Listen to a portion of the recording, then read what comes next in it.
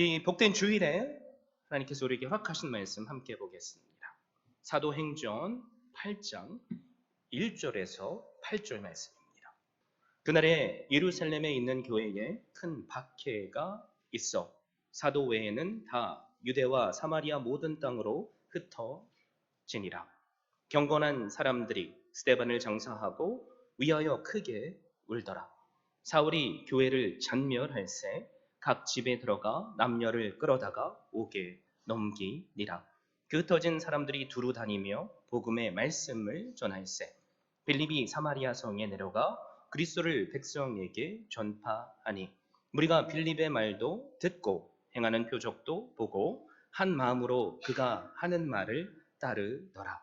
많은 사람에게 붙었던 더러운 귀신들이 크게 소리를 지르며 나가고 또 많은 중풍병자와 못 걷는 사람이 나으니 그 성에 큰 기쁨이 있더라. 아멘. 저는 이 은혜의 주일에 주신 말씀을 힘입어서 예수로 행복한 교회라는 제목으로 말씀을 증거하고자 합니다. 우리는 모두 다 행복해지기를 원하죠. 여기 계신 분들의 저는 행복하고 싶지 않습니다 라고 말하고 싶은 분은 아마 없으실 겁니다. 여러분, 그런데 현실은 어때요? 행복해지길 원하는 사람들이 많지만 행복을 누리지 못하고 사람들이 더 많은 것 같습니다. 그래서 세상의 뉴스를 보면 행복한 소식보다 불행한 소식들이 더 많이 들립니다. 여러분, 그런데 오늘 말씀 특별히 8절을 보니까 한 도시에 큰 기쁨이 있었다고 말씀합니다. 한 사람도 아니고 한 가정도 아니고 한 교회도 아니고 한 도시에 큰 기쁨이 임했습니다. 그러면 그 이유를 알고 싶으시지 않습니까? 행복하시기를 원한다면 오늘 저와 함께 주신 말씀을 잘 집중하며 상고할 수 있기를 바랍니다. 그래서 나에게 주시는 기쁨, 그리고 내 가정에, 내 교회 공동체에, 내가 속한 이 사회에 주시는 기쁨을 누릴 수 있기를 바랍니다. 함께 그 비결을 알아보기 위해서는 사실 사도행전 전체를 살펴봐야만 됩니다. 우리 8장 이전의 말씀을 한번 살펴보겠습니다. 사도행전의 핵심 요약의 구절이 있다면 뭐가 있을까요? 1장 몇 절이죠?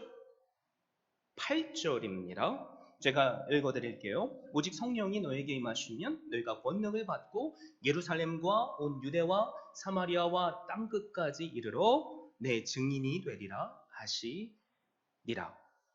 여러분, 이 말씀의 의도는 세 가지죠.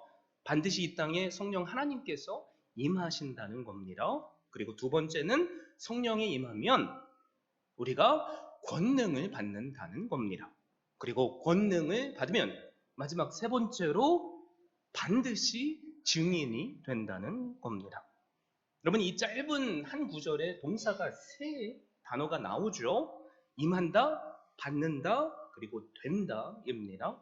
여러분, 이 세 가지 동사는 다 능동형이 아니에요. 내가 자발적으로 하는 것이 아닙니다. 다 피동형 동사입니다. 쉽게 말하면 당하는 거죠. 성령 하나님께서 나에게 임재해 주시는 겁니다. 내 능력과 그 어떤 것에 상관없이요. 그리고 성령 하나님께서 나에게 임하시면 나에게는 권능이 주어집니다. 그리고 그 권능으로 인하여서 나는 증인이 됩니다. 여러분, 이 약속대로 사도행전 말씀을 보면 2장에서 오순절 성령 강림의 사건이 임하죠.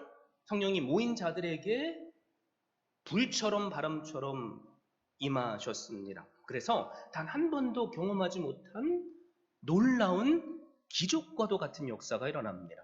그들의 입에는 세상 여러 종류의 언어로 기도가 흘러나옵니다. 방언 기도가 터진 거죠.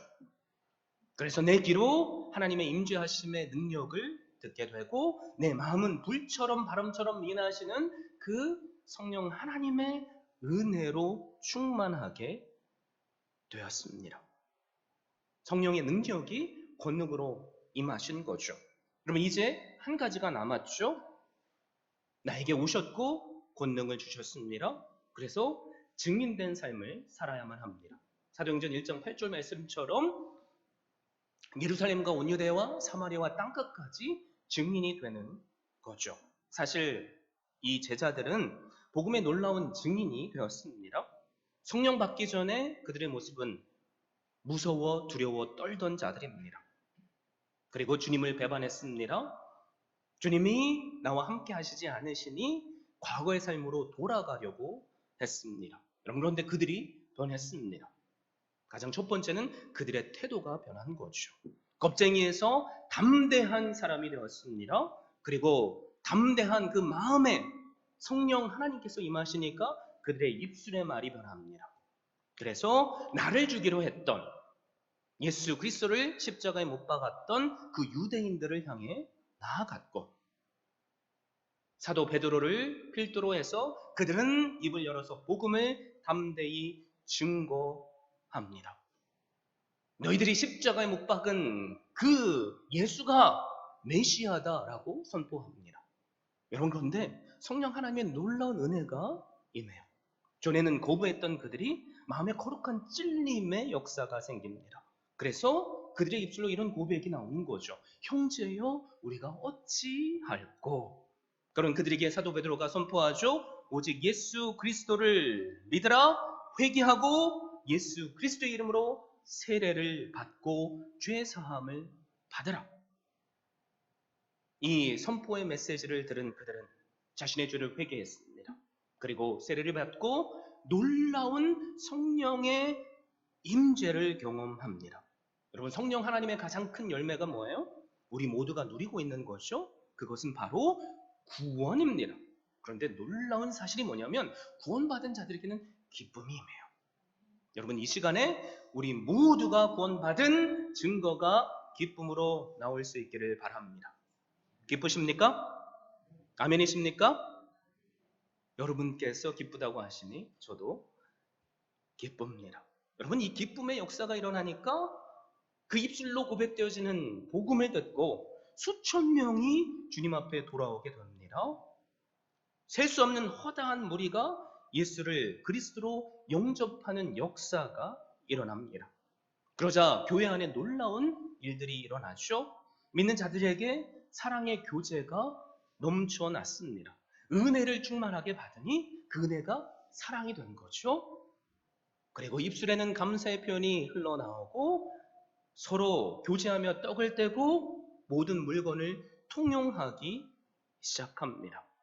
가난한 자에게 나의 물건을 팔아서 나눠주는 역사가 일어납니다. 여러분, 교회 공동체 안에 기쁨이 임한 거죠. 그래서 사도행전 2장 47절은 이 교회가 하나님을 찬미하니까 그 도시의 모든 백성들에게 칭송을 받게 하셨다고 말씀합니다. 그리고 구원받은 사람들을 날마다 더해 주셨다라고 말씀합니다. 여러분, 행복한 교회가 된 거예요. 그러므로 행복의 비결은 사실 다른 그 어떤 것에 있지 않아요. 내가 먼저 예수 그리스도를 믿는 믿음으로 성령을 받으면 됩니다. 그 성령 하나님께서 내 안에 살아서 역사하시며 나에게 힘을 주시는 거예요. 여러분, 나의 힘으로 어떻게 고난을 내가 이겨내요? 나의 힘으로 어떻게 내가 슬픔을 이겨낼 수 있습니까? 여러분, 그래서 때로는 기쁨이 외부에서 오죠. 마음이 너무 안 좋은데 누군가를 통해서 내 사랑하는 자녀가 좋은 대학교에 입학하게 됐다는 소식이 들리면 기쁨이 임해요. 그렇죠? 내 가족이 병에서 완치가 됐다는 소식을 들으면 기쁨이 임합니다. 그런데 가장 큰 기쁨이 뭐예요? 성령 하나님께서 나에게 임하시며 내 안에 풍성한 은혜를 주시는 것. 여러분, 그 은혜를 누리면 우리는 행복할 수 있습니다. 여러분, 그런데 이 초대교회에도 아쉬운 부분이 한 가지가 있어요. 그게 뭐냐면 사도행전 1장 8절의 말씀대로 그들에게 성령이 임했고 권능을 받았고 증인된 삶을 살고 있었지만 주님께서 원하시는 땅끝까지 복음의 확장이 일어나지를 않는다는 겁니다. 땅끝까지 증인이 되겠다 하셨는데 당시 교회는 하나님 우리 예루살렘 교회만 줬사오니 우리가 그냥 여기서 머물며 행복하기를 원합니다 라고 고백하고 있었던 거죠. 여러분 우리에게 뜻하지 않는 좋은 일이 생기면 대부분 그 이유를 잊어버리는 경우들이 많아요.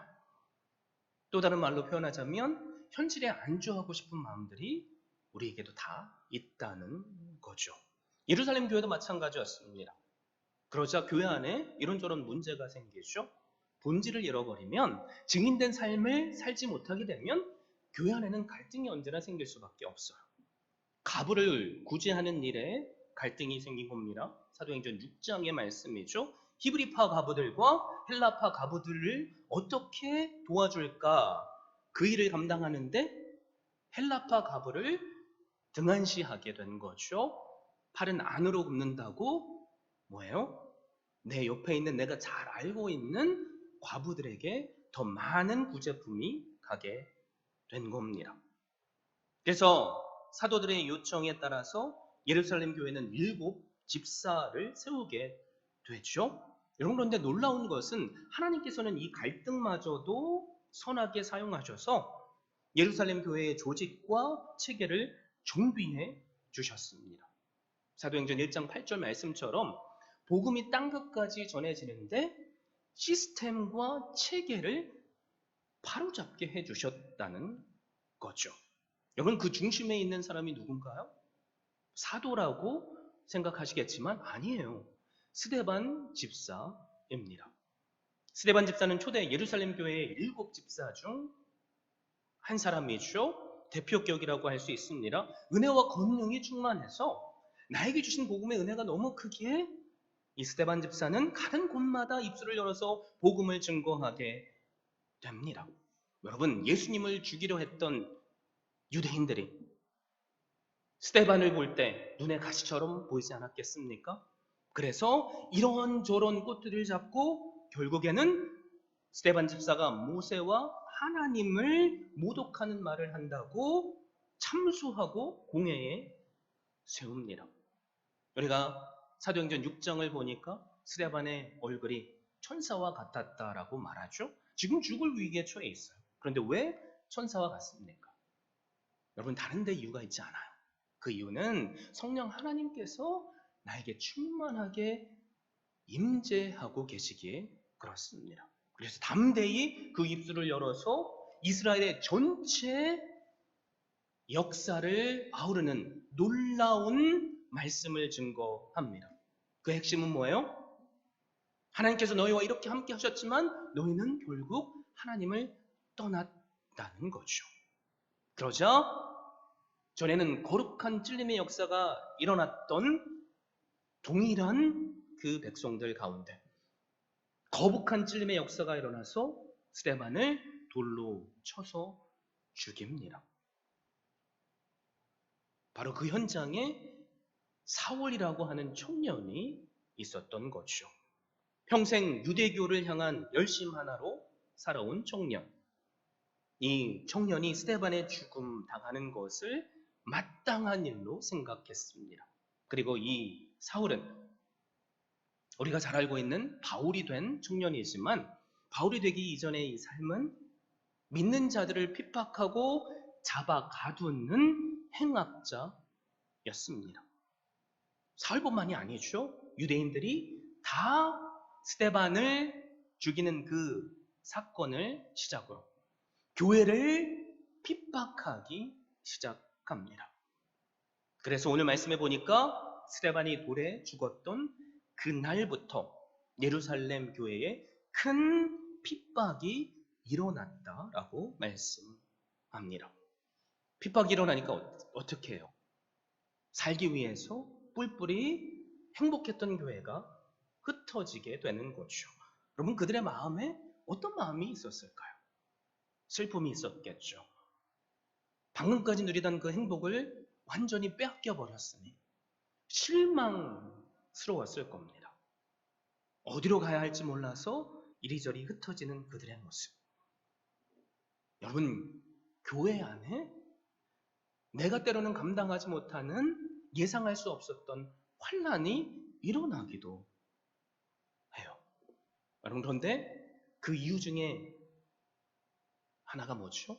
말씀을 통해서 우리가 깨닫게 되는 거죠. 교회가 사명을 잃어버리면 그 교회에는 갈등이 생기고 환난과 핍박이 일어납니다. 역사적으로 한번 봐보세요. 교회가 사명을 잃어버리고 환난과 핍박을 당하던 시대는 다 평화의 시대였습니다. 사사기의 역사를 한번 보죠.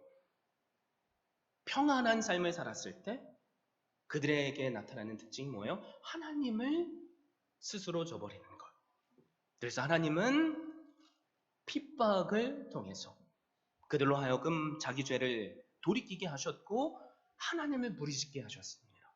그리고 하나님은 그들을 구원하셨고 또 평화의 역사를 허락해 주셨습니다.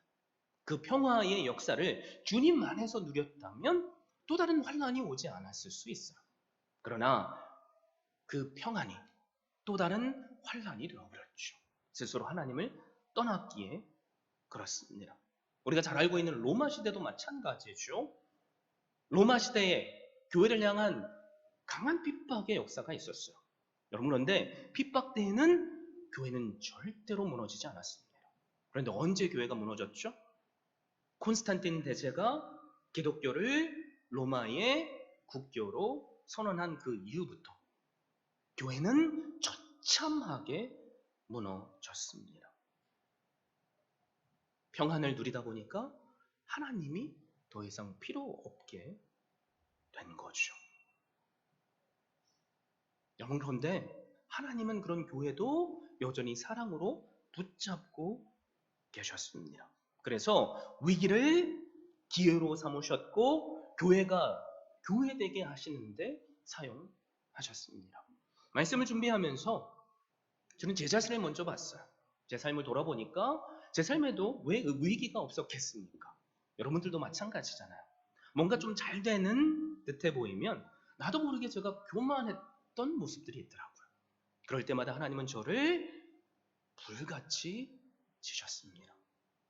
그리고 감사한 건 제 안에 거북한 찔림이 아니라 거룩한 찔림이 있게 하셔서 회개하고 돌이키게 하셨습니다.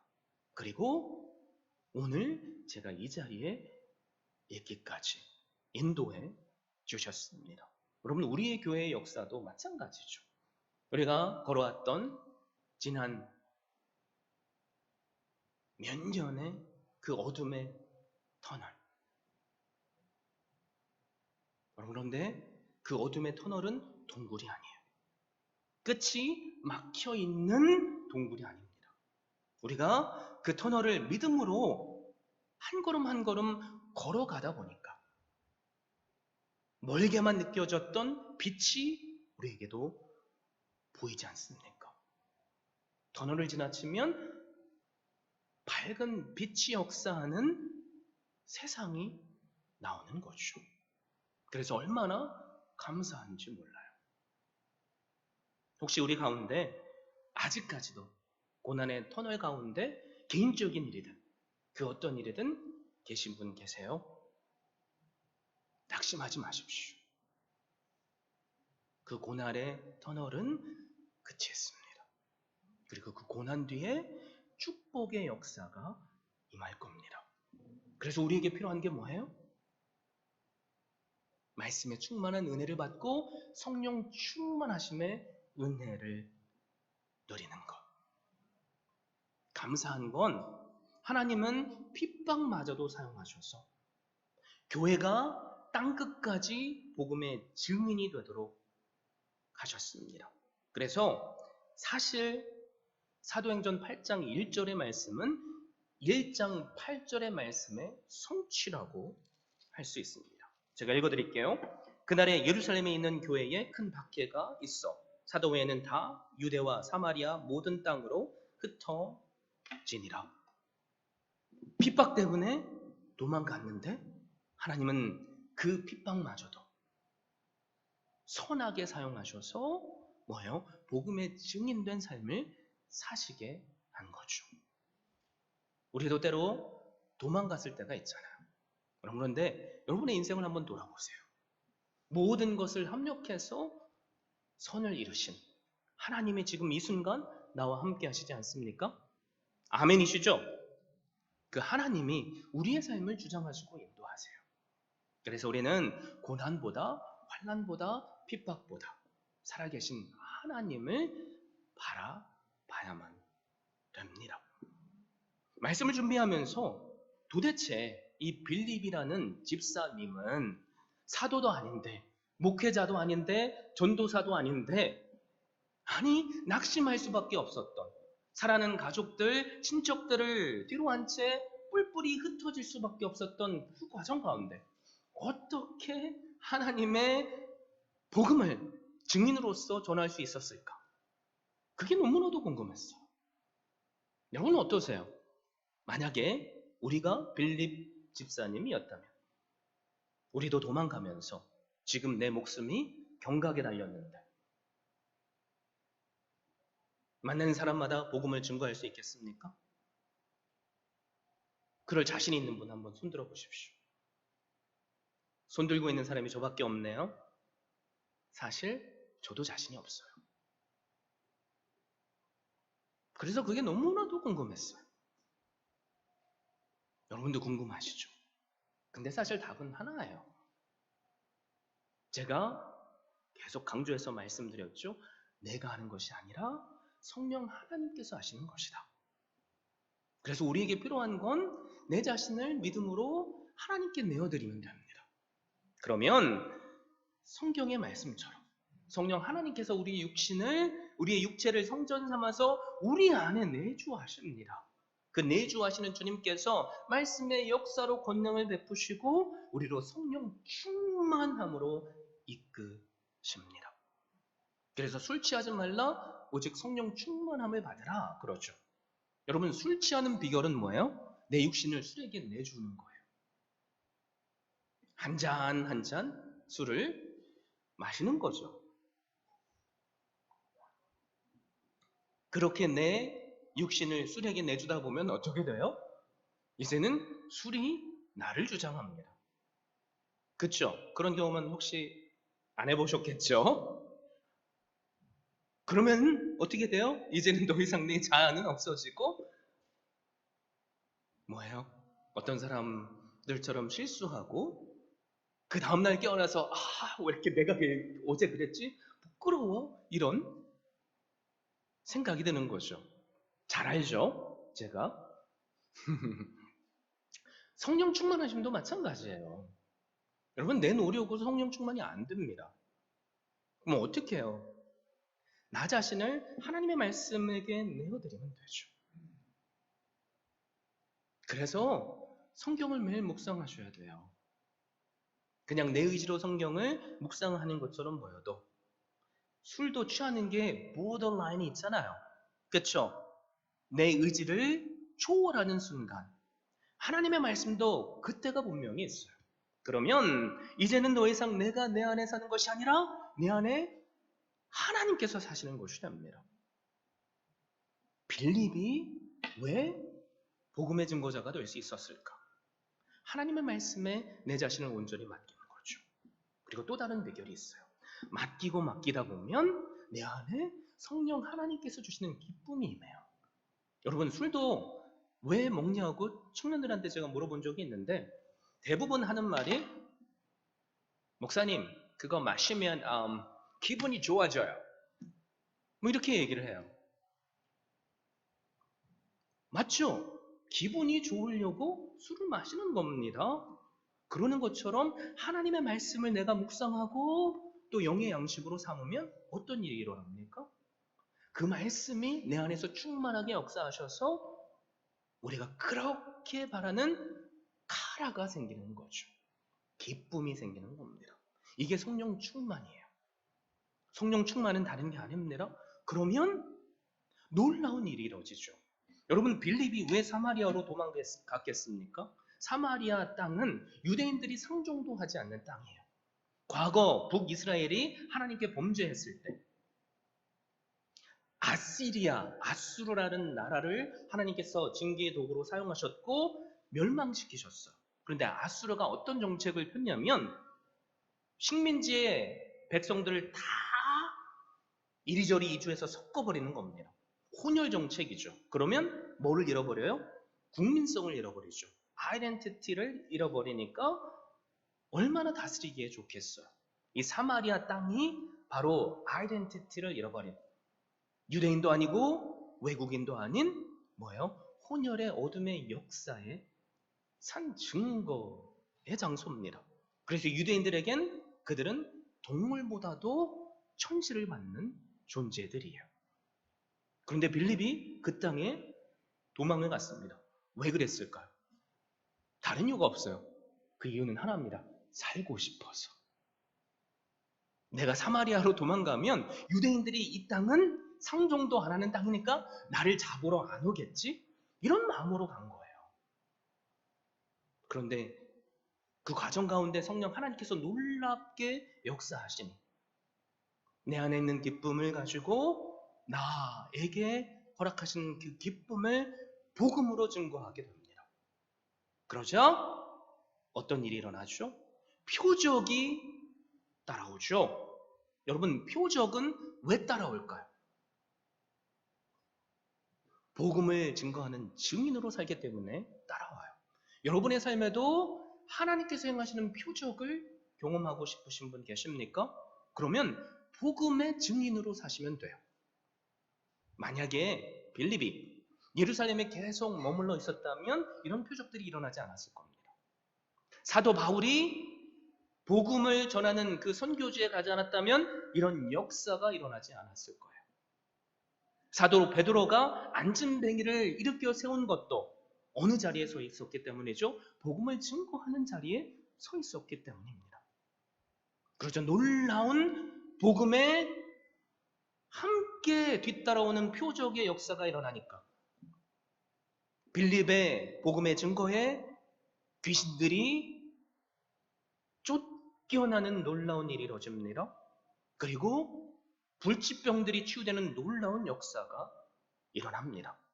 여러분, 그래서 한 사람의 기쁨이 어떤 기쁨이 된 겁니까? 한 지역 공동체의 기쁨이 됐어요. 그런데 치유받고 귀신이 떠나가는 역사가 사람들의 입에서 오르락 내리락 거리니까 오늘 말씀 8절에 보면 그 성 전체에 큰 기쁨이 있었다라고 말씀합니다. 여러분, 기쁨의 시작은 그래서 어디서부터죠? 나 자신에서부터예요. 그래서 내가 행복하면 다른 사람도 행복해지죠. 배고픈 사자의 코털을 건드리면 안 되죠. 여러분, 그런데 배부른 사자의 코털을 건드리면 신기하게 봐준대요. 왜요? 지금 내 배가 따뜻하니까. 그래서 모든 행복의 시작은 어디서부터 시작되죠? 바로 나 자신으로부터 시작이 됩니다. 여러분, 그래서 내가 행복한 게 중요해요. 여러분을 향한 저의 유일한 소원이 뭐라고 했죠? 여러분 한 분 한 분이 주님 안에서 행복한 것. 여러분, 그런데 내가 행복하면 내 행복이 내 가족의 행복이 됩니다. 맛있는 음식점을 가도 그 음식점이 돈을 주고 홍보해달라고 하지도 않는데 사랑하는 사람들에게 전화하잖아요. 그렇죠? 내 시간, 내 전화요금 들여가지고 전화해서 자기야, 혹시 어디에 있는 아무개 식당 가봤어? 와, 내가 어저께 갔는데 너무너무 맛있었어. 우리 언제 한번 같이 가자. 아들아, 딸아, 요즘 밥은 잘 먹고 다니지? 이번 주말에 우리 집에 와. 내가 진짜 맛있는 식당을 찾아냈어. 우리 함께 식사하자. 복음도 마찬가지예요. 내가 행복하면 시키지 않아도 우리의 입술로 내가 만난 주님을 간증하게 됩니다. 여러분, 그런데 내가 만난 주님을 간증하면 주님은 나를 귀하게 사용하셔서 놀라운 복음의 역사가 일어나게 하세요. 그 예의 증인이 바로 접니다. 한 자매가 있었습니다. 20대 초반에 한 잘생긴 형제를 만납니다. 그리고 사랑에 빠져서 결혼을 하게 되죠. 이 자매는 어렸을 때부터 교회를 다니던 자매였어요. 그런데 하나님을 믿지 않는 우상을 숭배하는 집안의 며느리로 들어왔으니 시부모님을 시골에서 모시고 사니 얼마나 힘들었고 고난이 찾아왔고 핍박을 당했겠어요. 원하는 신앙생활을 못합니다. 그럼에도 불구하고 그 고난의 순간에 말씀에 붙잡힌 삶을 사니까 오랜 시간이 걸렸지만 그 자매를 통해서 시아버지, 시어머니가 주님을 믿게 됩니다. 우상을 숭배하던 그 집안에 행복이 임한 거죠. 그리고 그 자매를 통해서 새 아이가 태어나고 어렸을 때부터 그 손에 붙잡혀서 교회라는 곳을 가게 되니 하나님의 온전하신 때에 그 아이들을 직접 찾아오셔서 만나주시는 구원의 역사가 일어납니다. 그 과정이 여전히 힘들었죠. 믿지 않는 남편이 계속 핍박을 하니 눈물로 그 기간을 주님과 함께 동행하며 인내하니 하나님의 때에 그 남편마저도 주님께 돌아오게 하시고 그 가정 안에 행복이 임합니다. 그 자녀들 가운데 남자아이가 은혜 받아서 목회자가 되겠다고 소원하는 거죠.